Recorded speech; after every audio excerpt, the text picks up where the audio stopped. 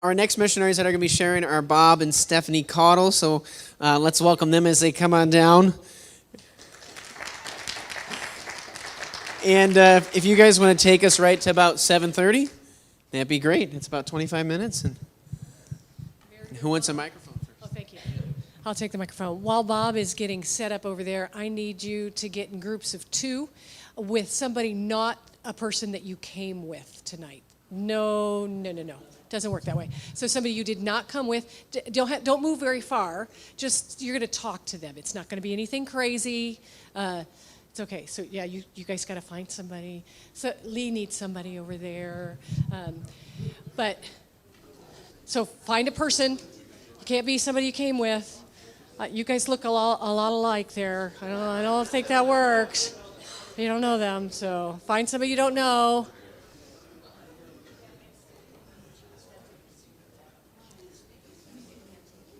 Is it on? We don't know how to turn it on, Adam. Okay. Okay. Switching the feed. Did everybody get a partner?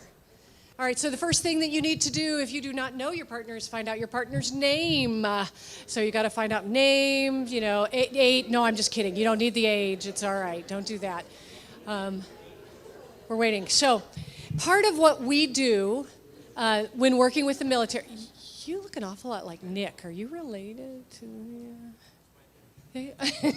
Nice. It's been a long time. It's nice to see you.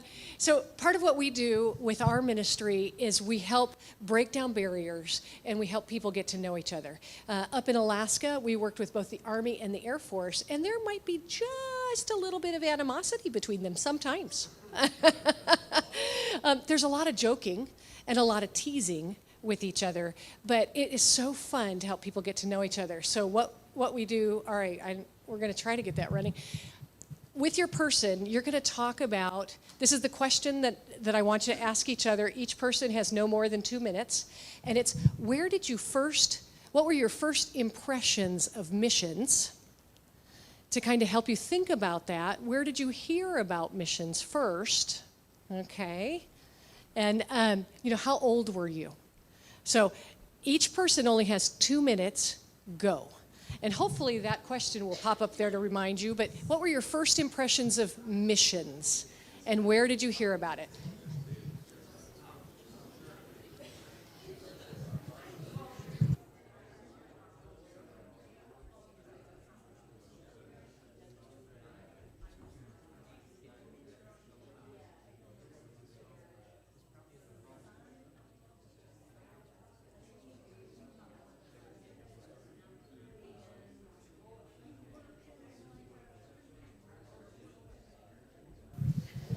And I will give you the 2-minute mark when it's time for the other person to start talking. So.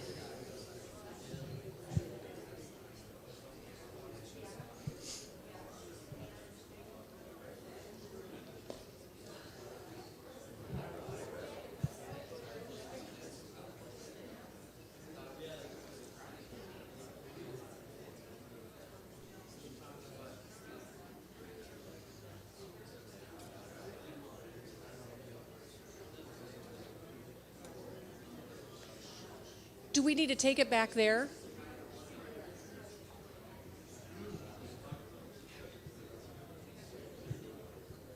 All right, switch people, if you haven't already. You look like you two.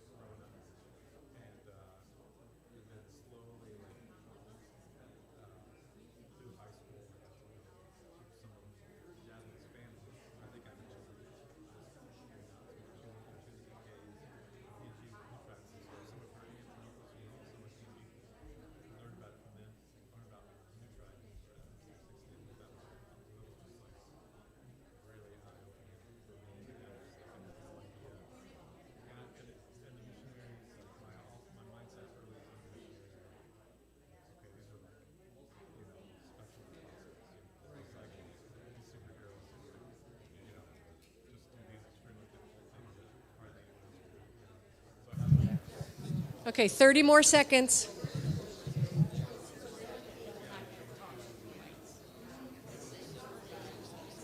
If you don't want.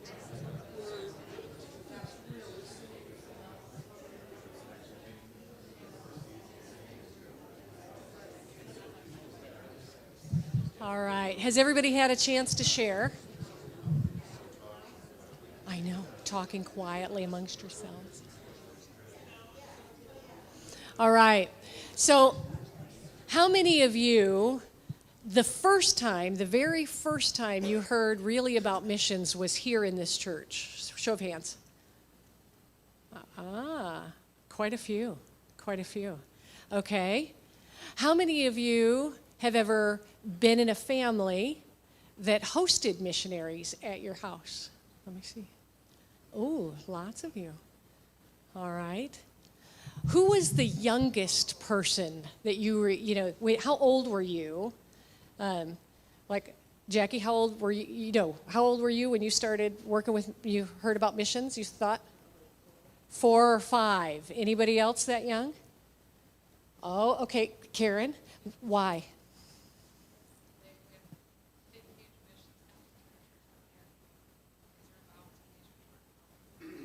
Okay, and that wasn't here? Was that a different one or this one? A different church. Okay.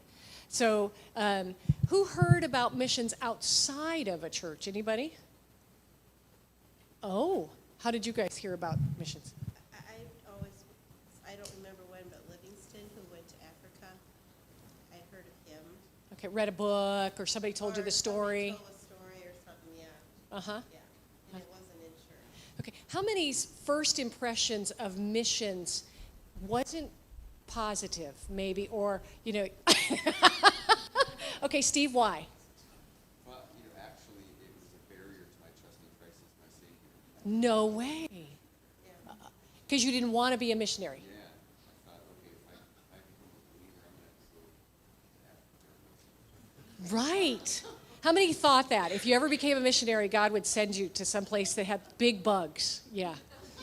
Yeah, right? And who went to big bugs? Yeah, some people did. Uh-huh. Okay.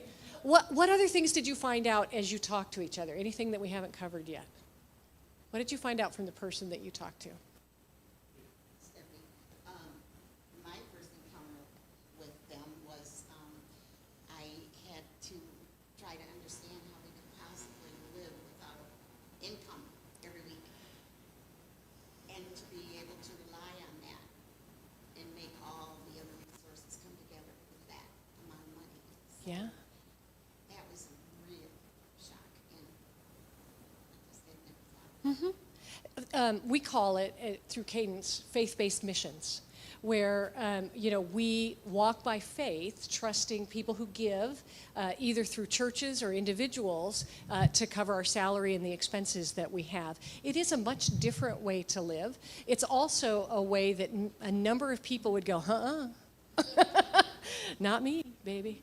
And so, now the question is, let me ask you, why did we just do this? What did it do for us as a group? I know it's late. I'm sorry. Kathy's like, It got us talking to each other, yes.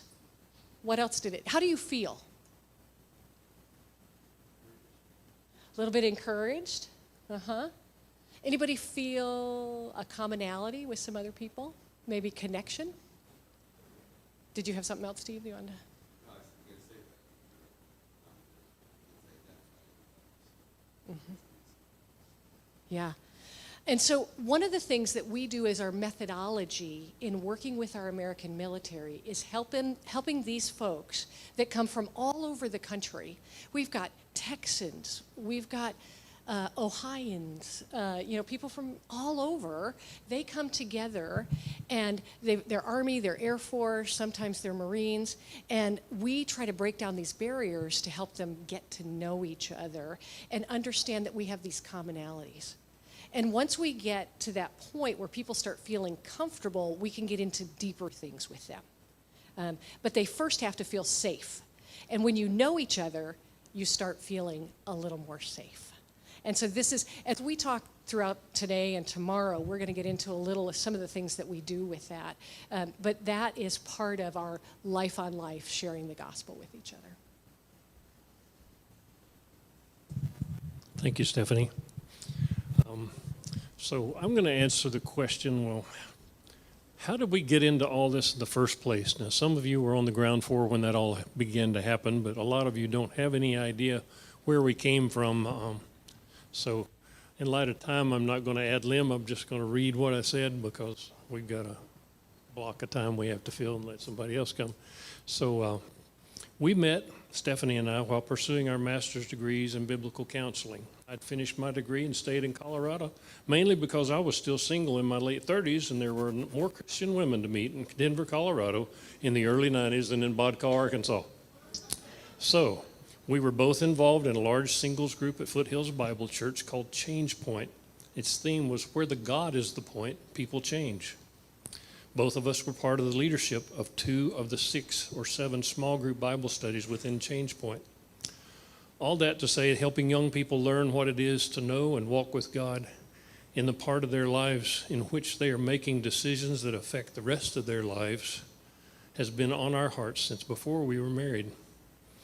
We met there and got married with the support of that awesome group there in Denver, and after a couple of years moved back to Jackson to live closer to Stephanie's family.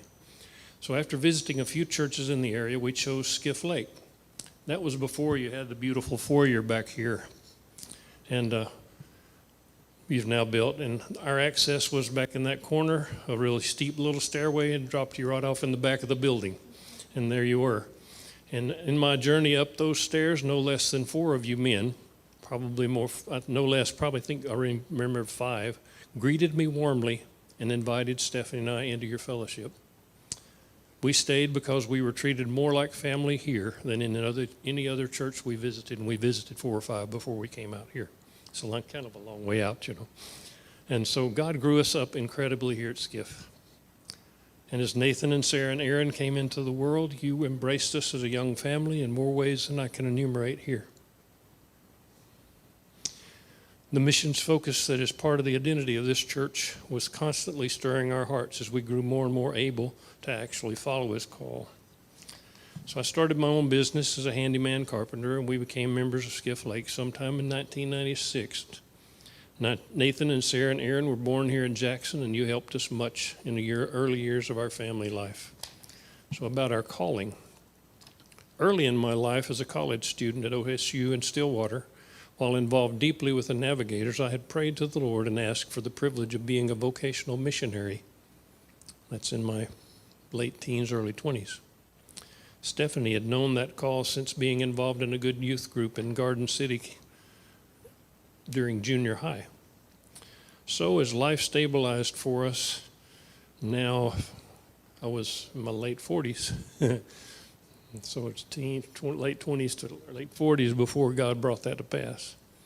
We began sensing a call from God in the form of deep desire to give all of our time in helping people come to the Lord and grow in Him. And ministry with Cadence International came into focus. Long story short, we applied. We were accepted with Cadence in August of 2004 and began developing partnerships with churches and individuals that would support and empower us to serve military people. At that time in Korea at Osan Air Force Base. We started that in 2006. There's a lot of bumps in the road during those periods of time, and most of you are aware of them. I had a heart attack right before we left for Korea, and so I had to delay 6 months of being able to get there. But I didn't have to lift a box because they wouldn't let me. So we moved, and I didn't have to touch a box. We served there for 4.5 years and then came stateside for a home assignment for a year and developed a group of partners needed to go to Alaska in 2012. We have served military people there through Hospitality House Ministry for 10 years. And that season ended in mid-September of 2022 when we left all that was familiar and headed south toward Arkansas and home. We were tired, and many hard things had happened in our lives during that 5 years before we left our member care staff suggested we take, instead of 6 months, 9 months home assignment, and settle in Arkansas and rest and gather strength for the next part of our journey. I don't know if we're going to get our pictures back up, but got them up. Okay. We're almost ready for them. So that began last June 14th. When I moved to California, we came off home assignment to Travis Air Force Base Hospitality House as part of our Cadence maintenance team. We have about 14 locations all over the world. Some of them are pretty old, and this was a 50-year-old house that had some things that needed to be fixed on it. So we started the process of bringing that up to date and repairing and painting. And Stephanie moved to Denver, Colorado, to Cadence headquarters to wade into her new position as director of mobilization team. Basically, I term it as headhunters for God and finding future missionaries for Cadence International. So more about those in our talks tomorrow, so you can come back and get more of the story on that. We'd like to show you our new home. That's the truck and the trailer.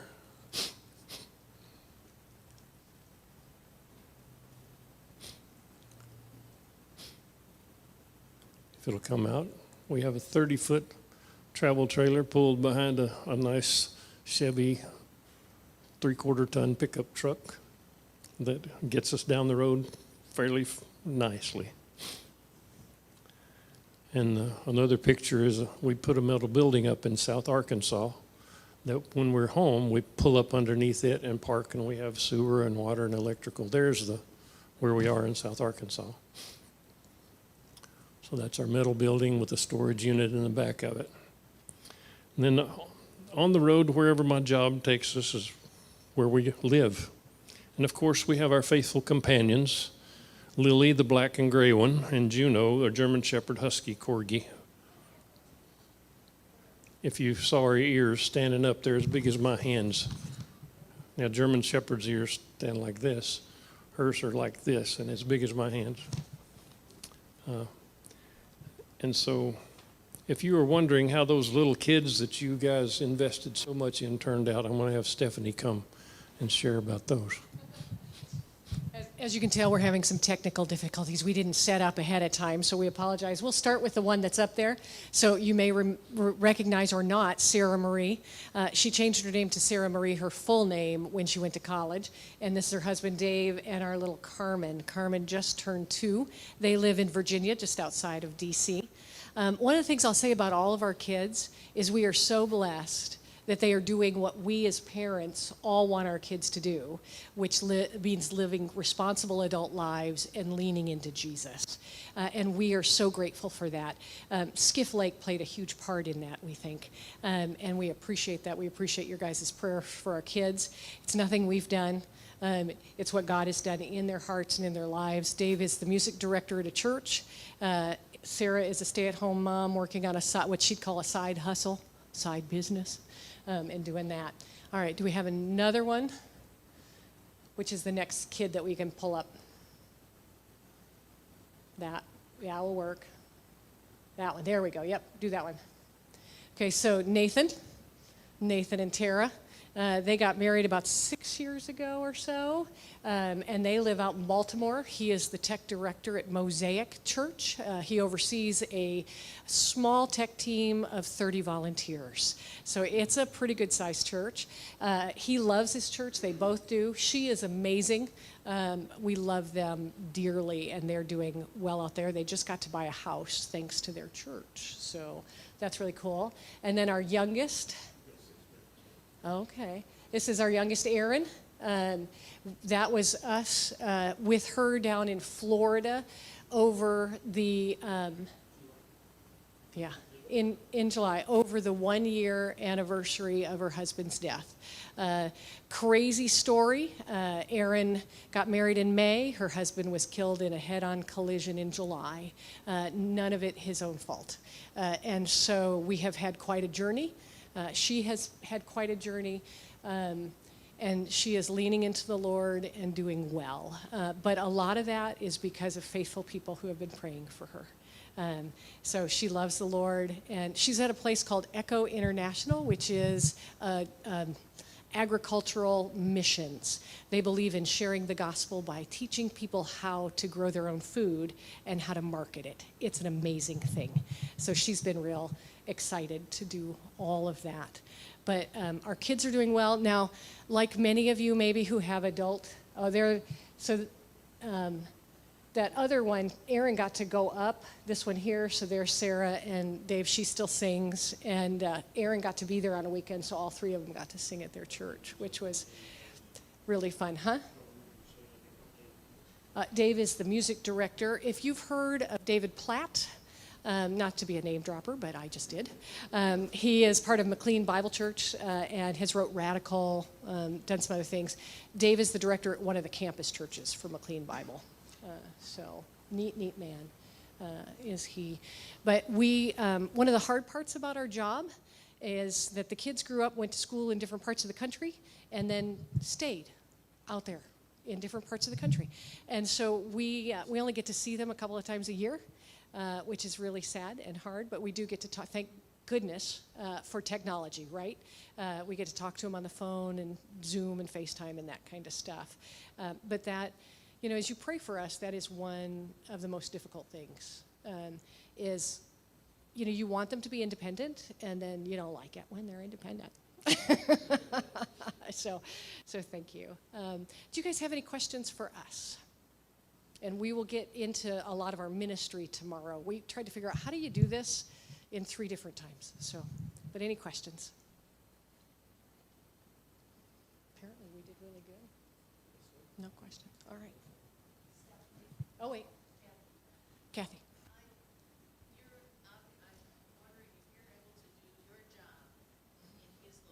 Oh, yeah. So that's the fun part. We split up during the summer where he went to California and I went to Denver because the job I took had a huge learning curve. It was way beyond me. They had to convince me that I really could do the job, and I wasn't sure I could do the job for the first 2 months I was there. And then as things started kind of coming together, I'm like, oh, okay, maybe I can. And I kind of look at myself, so I'm a director of mobilization or the director of recruiting, and what I discovered was I've been an armchair director of mobilization for years. I had all kinds of great ideas for what they should do, and so God said, good, do that. But with his job, I can work remotely. And so like this week, I'm working full time. And so I've been on Zoom calls, I've been doing emails, we're doing interviews, we're working with the headquarters. So I can do it from anywhere. So. You talked about Sarah and your little one, but you didn't mention somebody else is coming for a month. That's right. Sarah is due with number 2. So you might have noticed, well, I don't know if you can see in that picture. That was her last Sunday because she can't breathe anymore. She's due the beginning of November. And we do, I don't know if you went through all the pictures, but we do have the rest of them. Do you want me to go, or Adam can go through? If there's one that you Okay, need to see before so you can tell us. this one is Erin at Echo. If you ever get down to Fort Myer, Florida, they do tours of their global farm, and it is amazing. You would love to see it. So Echo Global down there.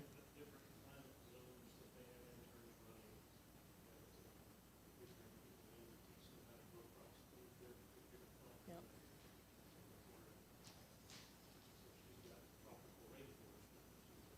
Yep. Any other ones we didn't see, or is that all? Oh, there's Nathan. He normally runs tech, and one Sunday we usually watch his services online, and the guy that they were going to fly in to sing lead that day couldn't fly in, and so they said, Nathan, would you lead? He said, okay. He did great. He's amazing.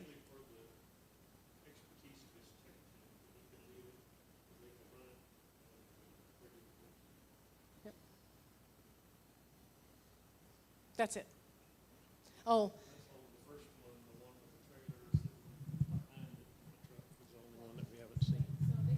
Yeah, okay, that one right there. So that's home. Our home away from home, wherever we go. Thank you guys for your time. And we've been, before we left for Korea 15 years ago, 2006, we were here at this church for about 11 years. And so you sent us off with a a 10-year-old, 9-year-old, and a 4 or 5-year-old to go to Korea to minister to military people there. We work with a group called Cadence International, which is a ministry that focuses on ministering to military people all over the world, primarily American military. And we have a little video to sort of give an overview of what Cadence is all about from a lot of the directors and people who have been in Cadence a long time. We thought they could do a little bit better job than us, even though, because they have experience in a variety of the different things that Cadence does. So Stephanie, if you want to start that. Sometimes I think everybody in their life, they just go, what if? We don't know exactly for sure, once I die, where am I going to go? I think you just rot in the ground. I think heaven and hell is kind of a way to go to sleep at night. I don't necessarily believe in Jesus, but I just believe, be good to people and you'll have inner peace. Even at work here in the Navy, I found myself going, I really hope you're there because I seriously need you right now. Right now, you're working with a generation of young people that don't go to church, and you don't get any religion at all in the school system any longer. There's a lot of them asking questions. They're trying to figure out what they believe and why they believe it. We stand out there and we talk to people and we invite people. And the big draw is we tell them about a home-cooked meal. Mm-hmm. And They get some. They get some, yeah. We're not the USO, we're not just here to feed them, but we really are here to share Christ with them. It's like repainting the picture of what God is really like. And He's better than they ever imagined.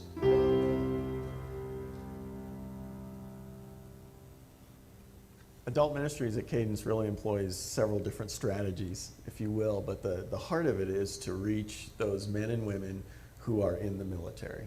And that can be through hospitality houses, coffee houses, women ministries, it can be retreat ministries. Cadence International is a vital ministry. Yeah, it's incredibly important in the lives of our military. The strip clubs are right outside the gate. They're not actually going to go to one club. They're going to go to all the ones down the row. Just boom, boom, boom. And this one house, this one home in the middle of this bar district is the other choice. The love and the acceptance that hospitality houses have always offered, that's what they continue to offer. A hospitality house is a home away from home. A Bible-believing, Bible-teaching fellowship. We are firm believers in sound doctrine and being discipled, teaching people to self-feed and study the Word of God. We offer something that's relational. We want to know you, to become everything that God has designed for them to be. That's what they get when they walk through the door. They feel like they've come home. And that's powerful. There was another guy that came back and had been part of our ministry that he deployed. The vehicle that he was supposed to be in, that he had been in every day, was blown up and the people were killed. He felt so guilty, he felt like it should have been him. And he really struggled with his relationship with God and coming home and having the nightmares and his wife being like, who is this man that's come back? Most guys who don't have a support system don't even have someone they could share that with. We are the ones that they're calling when they come home. And they feel like they've been heard and they've been loved, and we are truly interested in them. The Cadence Coffee House is a friendly and welcoming environment where soldiers can come in, get coffee and cookies, and then we also tell them about Jesus. I love the coffee house. I used to work at Starbucks for 3 years before I joined the Army. I just love everything about it. It's just one of those things that people love to talk over, like, let's go get a cup of coffee. It's just an opportunity for these soldiers to come in, listen to a Christian-based band, and 10 minutes of someone speaking about the Lord. And it's an opportunity for them to just get away. It's just something you can't create on your own. I mean, it's simply just God. I can't even tell you how many soldiers have heard about Christ and have professed faith at the coffee house. Several years ago, we started seeing this trend in the number of females. About 20% of our military is now female. In what's been traditionally man's world, that means that there are women who are now in combat situations. I remember downtown Kabul, and I remember the gunshots and the screams, and I remember the fear of thinking, please don't let tonight be my last night here.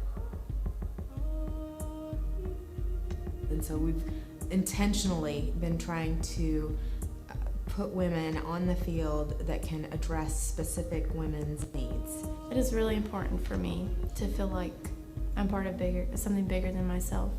I was made specifically by God for Him. That's something that I couldn't even fathom. I can do anything with God. I can do anything now.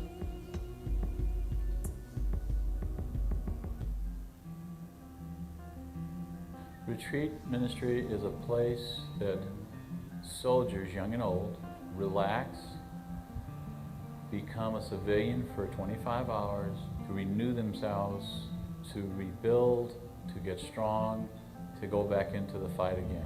A place of refuge for these young soldiers that come out. Like it says in Mark, when Jesus sent them out, and they came back and they told Jesus all the things they had done. And then Jesus told them, well, go to a quiet place and take your rest. Well, that's what this place is. The opportunity to mentally relax, re-energize, be around folk who can share life's experiences and ways to solve problems is a very, very important ministry, and one that I think is irreplaceable, priceless. One of the soldiers that he was a policeman during 9/11. Bus was here, everybody was getting on the bus, and I was starting to come down to the bus, and he came out and says, George, can I talk to you? Right up there by that tall pine tree, I led him to the Lord. You know, and you could see the relief come over his face.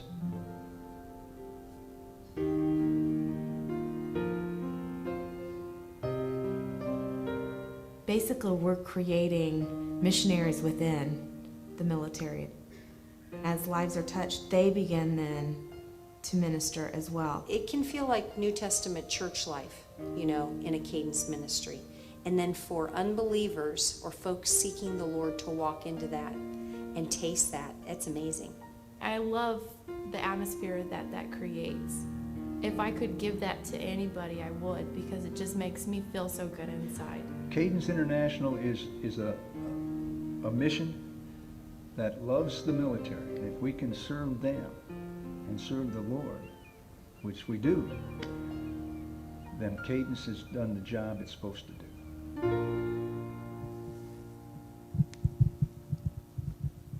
So you see that Cadence has a very varied approach to reaching our military people.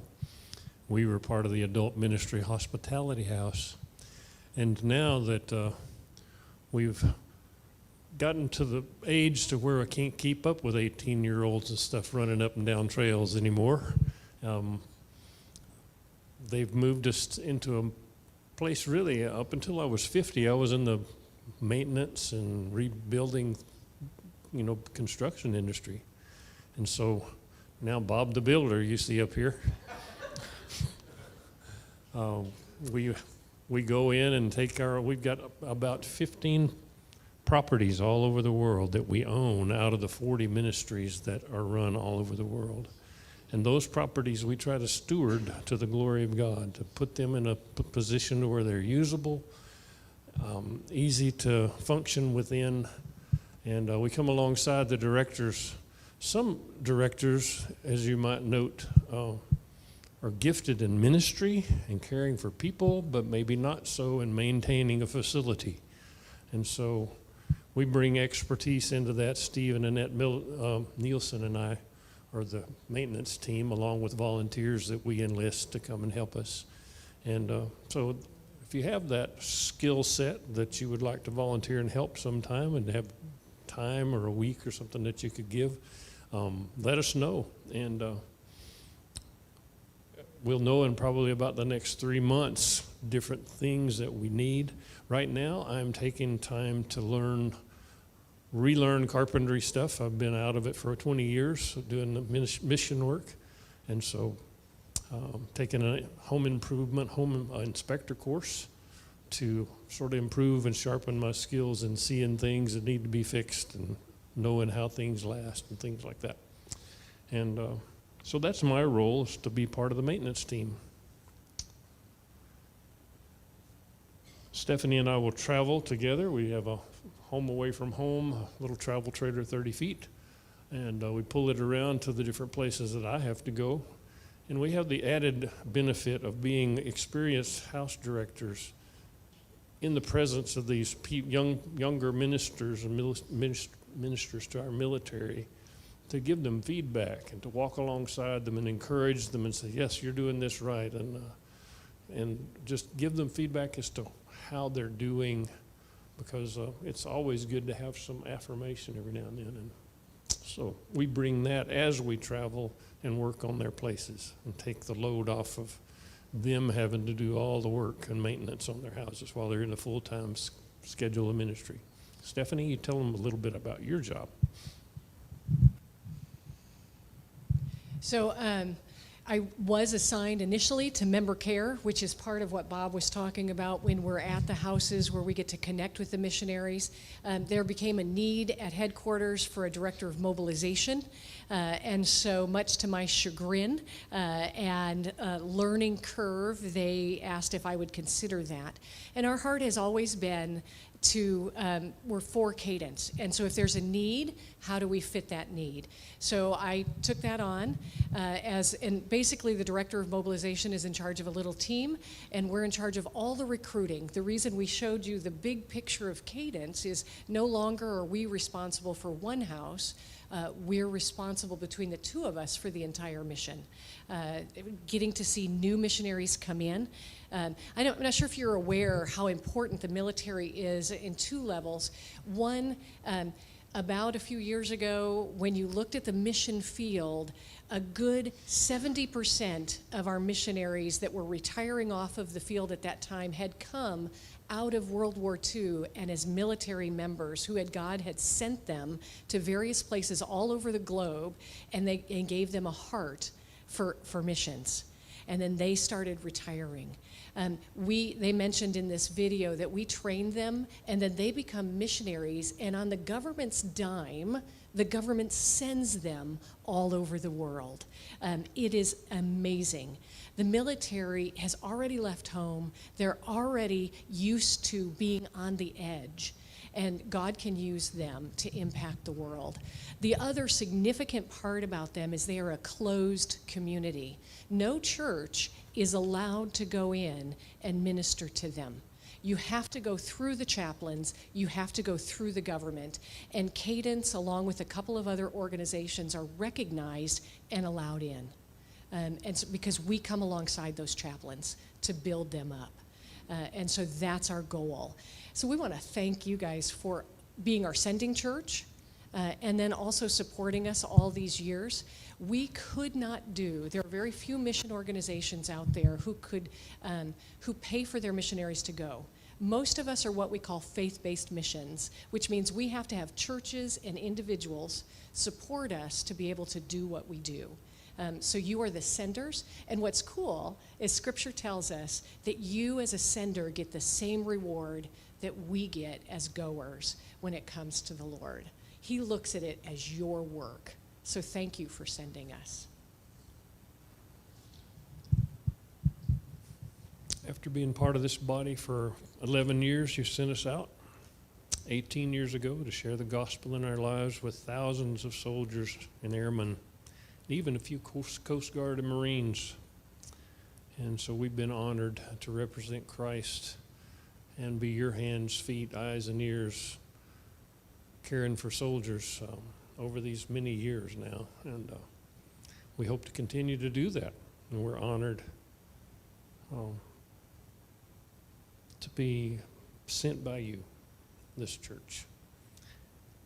Thank you so much for praying for us and financially supporting us all these years, and we pray that you'll continue to do that, and we look forward to just many years of fruitful service together. We do have new prayer cards with magnets on the back, and also others if you want to take them home to remember to pray for us. Welcome back to the Skiff Lake Missions Conference.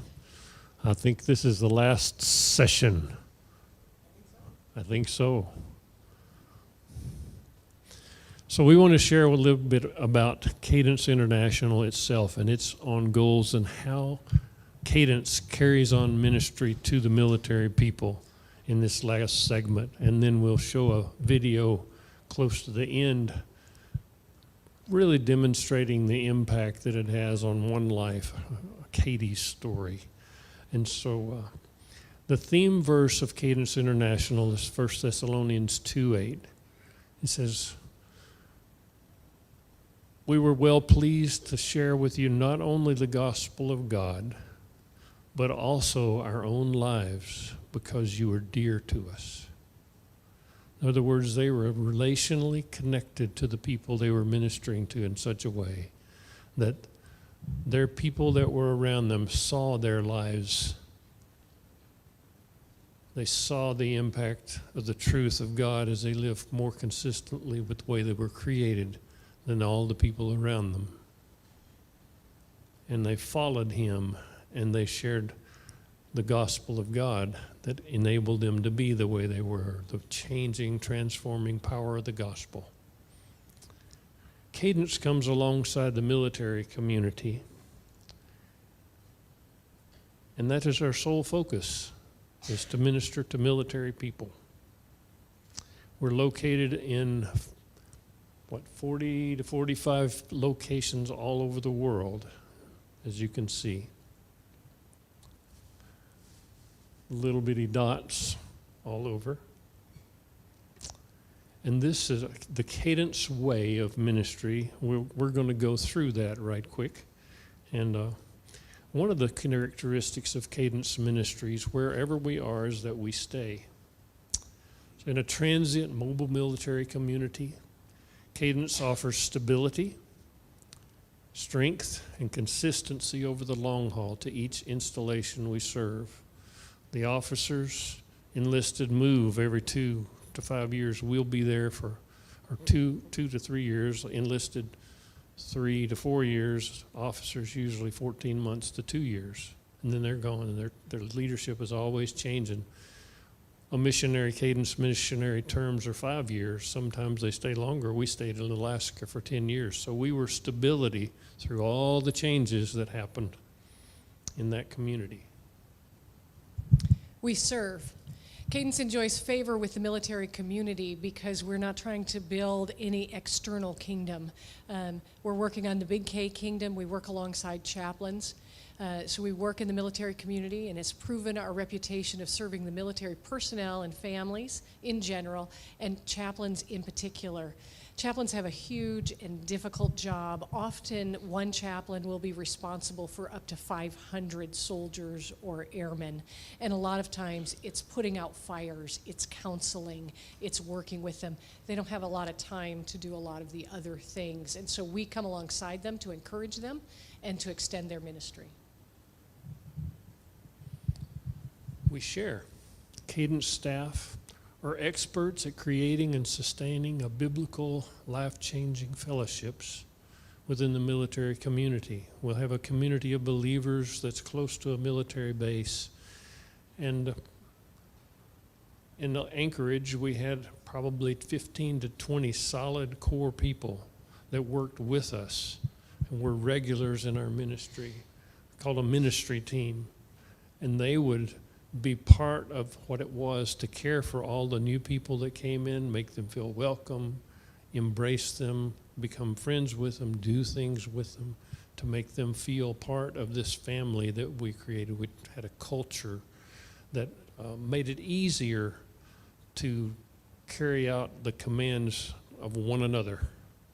There's about 52, I think, different commands of how to one another. What do you do with one another that Jesus and his apostles recorded in the New Testament that we can follow. And so to make it easy, for people to one another, each other, in the context of a community. You'll notice it mentioned in the other video that she didn't use this term, I'll use it this way, we make disciples who make disciples. She made the statement is we make missionaries within the military. The goal is to equip Jesus followers to be strong enough in their faith that they can stand up within their unit and they can represent Jesus well. So they come back and they get refreshed, they get strengthened, they get taught and equipped to be able to do that in a very broken and a very hostile at times world. And then we send. Cadence Ministries are constantly releasing military people transformed by Christ to live for Him wherever the military sends them, or if they get out to come back into churches and their whatever life, whatever job. One of the fun statistics within Cadence is because of who we work with, young adults, and then also people who have spent 20 years and then retire, and they're 40 years old, that many of our folks who really catch fire for the Lord go into full-time ministry for Jesus, which is amazing. Personally, out of our ministry, Bob and I currently support, and also, but they came out of our ministry. We have 3 full-time ministry missionaries, one in Spain, one, where are the other? One was in down in Bolivia, and then who was the other one? One more. But so it's a wonderful field. And then several of our people that we keep in contact with occasionally are deacons in churches, youth directors, and leaders as they're still in their military career. They're following Christ, helping other people come to Him. One of the things we do as Cadence is we strive.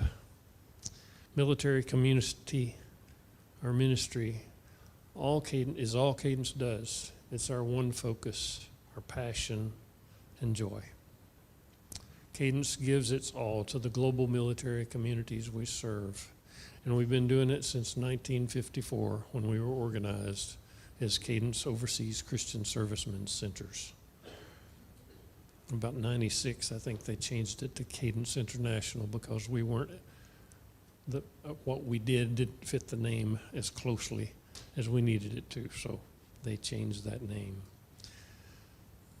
One of the beautiful things that we see is God's helping people understand what biblical community is all about. And as they work with us as a ministry team, they begin to understand all the nuts and bolts of how to create that type of community by inviting other people into their home when they go to different places. And then 3 years, they've been on the ministry team for 2 years, and they leave and they go to another base where there's not a Cadence home. And they start inviting their people that are around them over. We spent last Christmas with a young couple that we had mentored and watched be proposed to. We watched them, he proposed to her in our living room, got married on our back porch.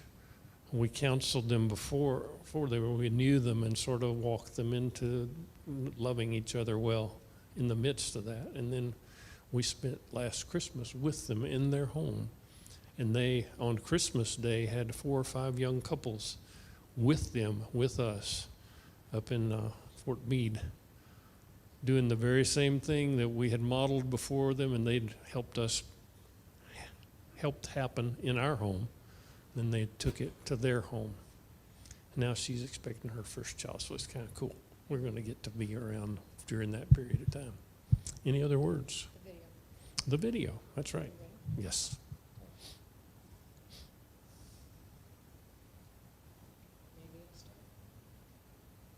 Is it going to play?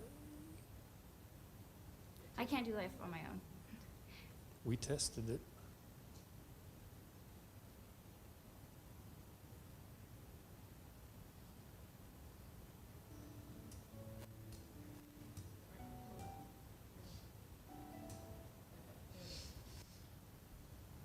I've realized what is important in life. I can't do life on my own. And I was trying to, and I failed miserably.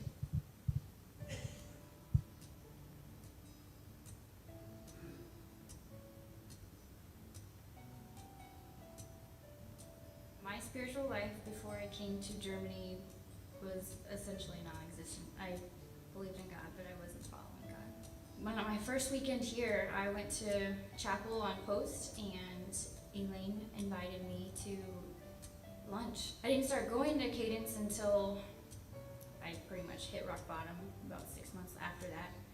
So when I came into the Festerberg house with Wes and Elaine Aldridge, I walked in the door and Elaine said, "Katie?" And keep in mind, I met her once and I had seen her maybe 6-7 months prior. I was home. We had dinner together and the message spoke to me, and from that point on, I think I was over here every day of the weekend. When I found out I was leaving Baumholder, I was still trying to attend Festerberg, but the drive is about 45 minutes. So I got plugged into the hospitality house in Kaiserslautern with Rick and Paula Scott. The community's it's already established, it's already there. Being a part of the Festerberg and being a part of the Kaiserslautern house, I want to be able to open up my home and have a community. It's a home away from home. Soldiers need it. Rick and Paula have been mentoring my husband and I, we got married while he's deployed, currently still deployed. That mentorship or Shane from Rick has helped us tremendously, because doing long-distance relationships isn't easy, and I don't think that we would have made it as far as we have if he didn't have the mentor that he needed, and I didn't have a home to go to the day he deployed. No matter how I'm feeling when I walk into Wes and Elaine's house, they put a smile on my face. It's real world. Like, they have 3 amazing kids, and the way that they parent their kids is how I want to parent my kids. No one's perfect. It's so nice to be around people that sometimes they're having a hard day. No one wants to be around people who are just like, "Oh, I'm perfect all the time." It's not realistic. I mean, Wes and Elaine are an example that I want to be as a parent and just a believer. If you are supporting Cadence, thank you. I wouldn't be who I am and where I am today without the Festerberg and without the K-Town Hospitality House, without Wes and Elaine, and without Rick and Paula. So thank you for your support.